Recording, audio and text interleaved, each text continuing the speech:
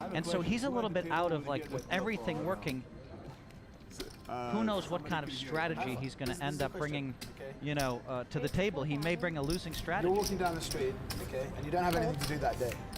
When is that ever going to happen? I have leisure activities I must pursue. You have an afternoon off, okay? Okay, yeah.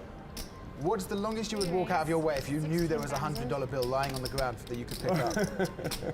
Is it like, it's a different thing if there's a $100 bill every X yards and I can just make a thing of it's only one. Just one. I guess if it was in the mailbox when I checked the mail that morning, that would be a delight, but that's like already in my path. No, I mean, if someone said to you there's 2 miles away, there's a $100 bill on the ground.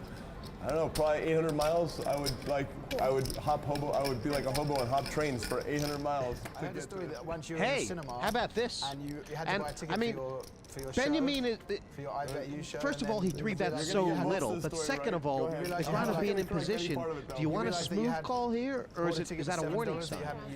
If I were Daniel, I'd like to see a smooth call because he knows that Benjamin reads him well. And so I'd like to smooth call to throw him off. Show because to win the bet, I had to get a matinee ticket or something. It was part of like, because getting an adult ticket was. Now the reason Daniel just called is David might have Queen 10 offsuit here, and that's what you think sometimes. You know, at the next level thinking is, I'd hate to get him off a hand like King Queen. But I mean, wouldn't Benjamin have stacked off with Ace King, or not stacked off, but on the flop, and now it's a little bit different. That's 7. Well, kind of 7's a a bad card because everybody knows Daniel plays 7-8. It's 38,000. Okay, now it's Daniel's turn to either make a raise, like for all of it, or a lot of it, or he could smooth call one more time. Now Daniel in his mind is wondering, okay, Daniel has to assume I have the best hand. So making that assumption, and he can't fold. So there's 2 assumptions he has to make immediately. So the question is, what does David have? 4. He's going for the call. Daniel, wow, great. And a street of value on the river either way, right? You either call David or... Well, the problem is that the problem is you've given him a free shot at a king or a queen. Okay, he's missed it. So you gave him a free shot at a king or a queen when you might not get paid that much on the river. Now Benjamin may fire out 50,000 here as a semi-defensive bet. Wow. Is Benjamin actually, is this a really tough spot for him, or has he gotten trapped? Daniel has just trapped him so perfectly. David has to bet because he has to call. So if you have to call, if Daniel's going to bet 70,000 to 80,000, you have to call it. You might as well bet 40,000 or 50,000. You know. This is the worst spot Benjamin has been in the Premier League. Yeah, pretty unlucky to happen this early. I mean, Daniel's been running so good, but you know what?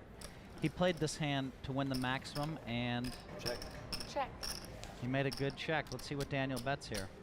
If Benjamin check folds here, you got to say it's legendary, right?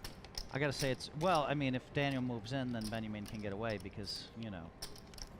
But if Daniel bets 50, 60, 80, 100,000, especially 50, 60,000, and David gets away, you have to say, wow, great fold.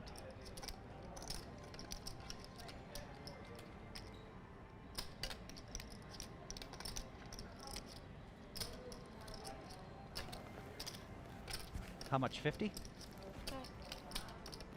85,000. That's big.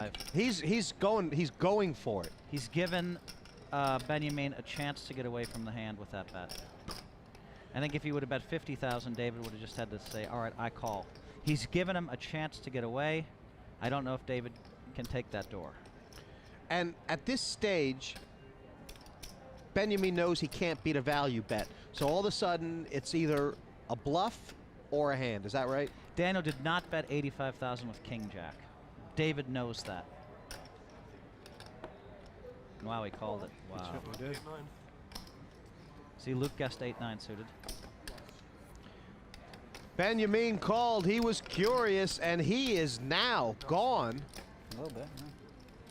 It's call. Shorter stacked. I know I'm a check call, but I can't check call because when I'm in position. Wow. He re-raised. He fooled Benjamin. Yeah. What? He did. He max valued him. He did, yeah, he max valued him. I mean, it was a very lucky hand for Daniel, very lucky hand for Daniel, but he also played it flawlessly. Love to know what the key was for him, but he sized everything perfectly and gave off all the right signals.